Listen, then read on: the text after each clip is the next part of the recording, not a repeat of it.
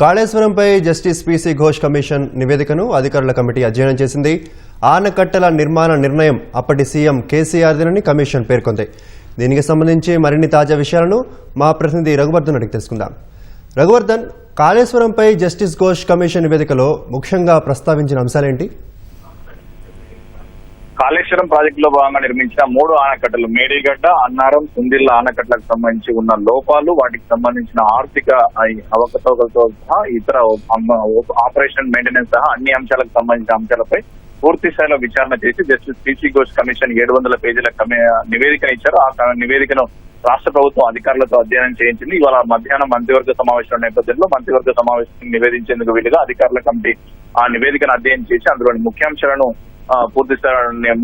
ఒక సారాంశం రూపంలో రూపొందించి ప్రధానంగా 3 ఆనకట్టలకు సంబంధించిన ప్రణాళిక మొదలు అన్ని అంశాలకు సంబంధించి జరిగిన లోపాలు, అవకతవకలపై Kaleshwaram Justice PC Ghosh commission నిర్ణయించింది. 3 ఆనకట్టలకు సంబంధించి మేడిగడ్డ, అన్నారం, సుందిళ్ల 3 ఆనకట్టల నిర్మాణం పూర్తిగా అప్పటి ముఖ్యమంత్రి కేసీఆర్ తో పాటు అప్పటి నీటిపారుదల శాఖ మంత్రిదేనని కమిషన్ స్పష్టం చేసింది. అప్పుడు ప్రభుత్వానికి సంబంధించి ఎటువంటి అనుమతి ఆమోద ముద్ర లేదని కూడా కమిషన్ పేర్కొంది. ఇదే సమయంలో మేడిగడ్డ నుంచి నీటిని ఎత్తిపోయరాదంటూ అప్పుడు ఇచ్చిన నిపుణుల నివేదికను కూడా పూర్తి స్థాయిలో ఉద్దేశపూర్వకంగానే తొక్కి పెట్టారు, పక్కన పెట్టారని కూడా అప్పటి ముఖ్యమంత్రి, అప్పటి నీటిపారుదల శాఖ మంత్రిని కమిషన్ తేల్చింది. ఇదే సందర్భంలో పమ్మిడిహట్టి వద్ద నీటి లభ్యత లేనందుకే తాము ఆనకట్ట నిర్మాణాన్ని మేడిగడ్డకు మారుస్తున్నామన్న వాదనలో ఎంత మాత్రం సహేతుగా లేదని, ఆ వాదనలో ఏమాత్రం నిజాయితీ లేదని కూడా కమిషన్ పేర్కొంది. ఇదే సందర్భంలో ఈ 3 ఆనకట్టలకు సంబంధించి ప్రభుత్వ బిజినెస్ రూల్స్ ప్రకారం మంత్రివర్గ ఆమోద ముద్ర ఉందా తప్ప మంత్రివర్గ ఆమోద ముద్ర లేకుండానే ఉత్తర్వులు జారీ చేసినట్లు కూడా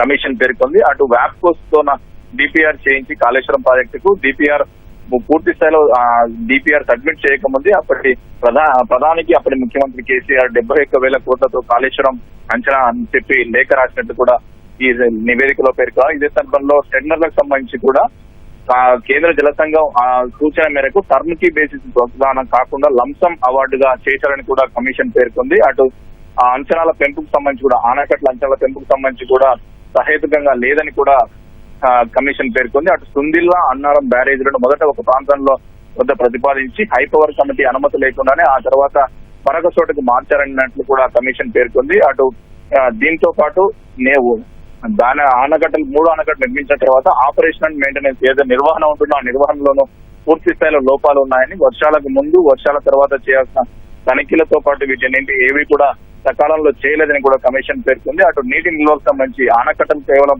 నీటి మళ్లింపు కోసం ఉపయోగించాలి తప్ప నీటిని పూర్తి స్థాయిలో నిల్వ చేయరాదు. కానీ ఇక్కడ పూర్తి స్థాయిలో నీరు నిల్వ చేసేందుకు ఆనకట్టలు దెబ్బతిన్నాయని కూడా కమిషన్ పేర్కొంది. ఏంటి నిర్వహణ కూడా పూర్తి స్థాయిలో అప్పటి ముఖ్యమంత్రి నీటిపారుదల శాఖ బాధ్యత చూసిన కేసీఆర్ అనే కూడా కమిషన్ స్పష్టం చేసింది. క్వాలిటీ కంట్రోల్ నిర్వహణకు సంబంధించి కూడా చాలా లోపాలు ఉన్నాయి.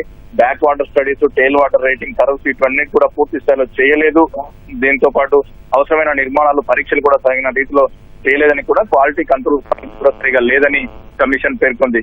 ఇదే సందర్భంలో కంప్లీషన్ సర్టిఫికేట్ కి సంబంధించి చూస్తే కూడా మేడిగడ్డ బ్యారేజ్ కి సంబంధించి పనులన్నీ పూర్తి కాకముందే, అన్ని జరగకముందే దాంతో పాటు ముందే సబ్స్టాన్షియల్ కంప్లీట్ సర్టిఫికేట్ తో పాటు కంప్లీషన్ ఆఫ్ వర్క్ సర్టిఫికేట్లు కూడా ఇచ్చిన కమిషన్ తప్పుపట్టింది. అటు వీటన్నిటికి సంబంధించి ఎవరు ఈ తప్పిదాలకు కారణాలు, ఎవరికి ఇందుకు బాధ్యులు అనేది కూడా కమిషన్ తేల్చింది. ప్రధానంగా అప్పటి ముఖ్యమంత్రి కేసీఆర్ ఈ 3 బ్యారేజీల నిర్మాణానికి సంబంధించి పూర్తి స్థాయిలో బాధ్యత వహించాల్సి ఉంటుందని కూడా కమిషన్ ఇందులో పేర్కొంది. ఇదే సందర్భంలో పూర్తి స్థాయిలో కేసీఆర్ ఆదేశాలకు అనుగుణంగానే అధికారులు పనిచేసినట్టు కూడా చెప్పారు. దీంతో పాటు ముఖ్యమంత్రితో పాటు అప్పటి నీటిపారుదల శాఖ మంత్రి హరీష్ రావు ఈ నిపుణుల కమిటీ నివేదికను ఉద్దేశపూర్వకంగా పట్టించుకోలేదని కూడా పేర్కొన్నారు. అటు అప్పటి ఆర్థిక మంత్రి ఈటల రాజేందర్ ఆర్థిక జవాబుదారీతనాన్ని చూపలేదని, కాళేశ్వరం బోర్డులో ఆర్థిక శాఖ అధికారులు ఉన్నప్పుడు కూడా తనకు సంబంధం లేదని తేల్చి చెప్పినట్లు కూడా కమిషన్ పేర్కొంది. ఇదే సందర్భంలో అప్పటి అధికారులను కూడా అప్పుడు నీటిపారుదల శాఖ ముఖ్య కార్యదర్శిగా ఉన్న ఎస్కే జోషి కాళేశ్వరం ప్రాజెక్టు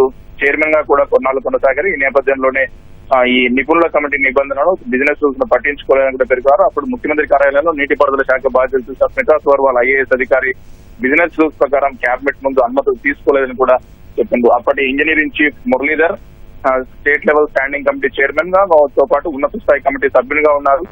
ఈ నిపుణుల కమిటీ నివేదికను తొక్కిపెట్టడంతో పాటు కేంద్ర జల సంఘానికి తప్పుడు సమాచారం ఇవ్వడం, దీంతో పాటు అంచనాల రూపొందించలో అటు ఓఎండ్ఎం నిర్వహణలో కూడా మురళీధర్ సరిగా వ్యవహరించలేదని కూడా కమిషన్ ఆక్షేపించారు. కాళేశ్వరం కార్పొరేషన్ ఎండీగా ఉన్న హరిరామ్ వరమైతే చేవల్ల చీఫ్ ఇంజనీర్ గా ఉన్నారు. ఈ ఎక్స్పర్ట్ కమిటీ నివేదికకు సంబంధించి తొక్కి పెట్టడంతో పాటు కేంద్ర జల సంఘానికి తప్పుడు నివేదిక ఇచ్చారు. అటు ఇదే సందర్భంలో కాళేశ్వరం కార్పొరేషన్ ఎండీగా ఉండి బ్యారేజీలకు సంబంధించి తనకు ఎలాంటి సమాచారం లేదని కూడా హరిరామ్ పేర్కొన్నారని కమిషన్ చెప్పింది. దీంతో పాటు కాళేశ్వరం సిఈగా ఉన్న ఎన్ వెంకటేశ్వర్లు, రామగుండం సిఈగా ఉన్న సుధాకర్ రెడ్డి, ఈగా ఉన్న ఓంకార్ సింగ్ తో పాటు వీళ్ళందరూ కూడా వారు తమ విధుల నిర్వహణలో నిర్లక్ష్యంగా వ్యవహరించారని, నిజాయితీగా వ్యవహరించలేదని కూడా చెప్పారు. దీనికి వీటితో పాటు మరికొందరు నాగేందర్ రావు, ఇంజనీరింగ్ చీఫ్ O&M, వీరందరూ కూడా ఈ O&M నిర్వహణలో సరిగా నిర్వహణ చేయాలని, డిజైన్స్ విభాగం చూసిన ప్రమీల, వీరితో పాటు ఈ కేఎస్ఎస్ చక్రధర్, బస్వరాజు, శ్రీనివాస్, ఓంకార్ సింగ్, అనిల్ కుమార్, శ్రీదేవి వీరందరూ కూడా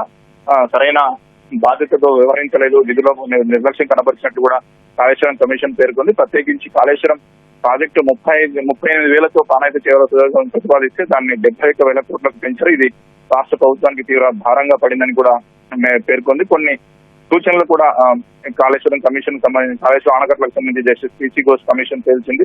ప్రత్యేకించి వ్యాప్కోస్ డిపిఆర్ కి సంబంధించి 6 కోట్ల రూపాయలను చెల్లించినప్పటికీ కూడా ఆ డిపిఆర్ ను పట్టించుకోకుండా బ్యారేజ్ నిర్మించిన నేపథ్యంలో ఆ 6 కోట్ల మొత్తాన్ని బాధ్యులైన అధికారుల నుంచి రికవరీ చేయాలని కూడా స్పష్టం చేసింది. ఇదే సందర్భంలో మేడిగడ్డ ఆనకట్టకు సంబంధించి కూడా పూర్తి స్థాయిలో LNTA ఆ ఖర్చుతో పునరుద్ధి 7వ బ్లాక్ ను పునరుద్ధరించాలి. ఇతర సమస్యలు వస్తే కూడా వారి మేడిగడ్డ నుంచి తీసుకోవాలని చెప్పి, వారితో పాటు క్రిమినల్ చర్యలు కూడా తీసుకోవాలని చెప్పింది. మొత్తంగా ప్రాజెక్ట్ అథారిటీలు, ఏజెన్సీస్, అధికారులందరూ కూడా పూర్తి నిర్లక్ష్యంతో ప్రజాధనాన్ని దుర్వినియోగం చేశారు. మేడిగడ్డ ఆనకట్టకు సంబంధించి కూడా జస్టిస్ పిసి ఘోష్ కమిషన్ తేల్చింది. ఈ మొత్తం జస్టిస్ పిసి ఘోష్ కమిషన్ 700 పేజీల ఇచ్చిన నివేదికను అధికారులు పూర్తి స్థాయిలో అధ్యయనం చేసి ఒక నివేదిక సారాంశాన్ని రూపొందించారు. ఆ సారాంశాన్ని వాళ్ళ రాష్ట్ర మంత్రివర్గం ముందు పెట్టినారు. ఆ రాష్ట్ర మంత్రివర్గం ముందు పెట్టిన నేపథ్యంలో మంత్రివర్గం దీనికి సంబంధించి ఒక నిర్ణయాన్ని తీసుకున్నది. ఇప్పుడున్న సమాచారం ప్రకారం ఈ అంశానికి సంబంధించి సిఐడికి రాష్ట్ర మంత్రివర్గం అప్పగించే అవకాశాలు కనిపిస్తున్నాయి.